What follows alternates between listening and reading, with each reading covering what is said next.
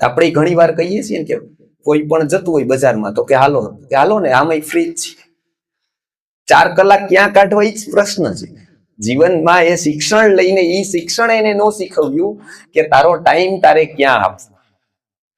એટલે મોટા થઈને પછી વાનપ્રસ્થમાં પણ પ્રશ્ન ક્યાં નડે છે, વૃદ્ધાવસ્થામાં પ્રશ્ન ક્યાં, ટાઈમ ક્યાં પાસ કરો, ટાઈમ ક્યાં કાઢવો. કેમ કે એવું એને ખબર જ નથી કે મારો ટાઈમ ક્યાં, કેવી વેલ્યુએબલ વાતોમાં મારો ટાઈમ જાવો છે.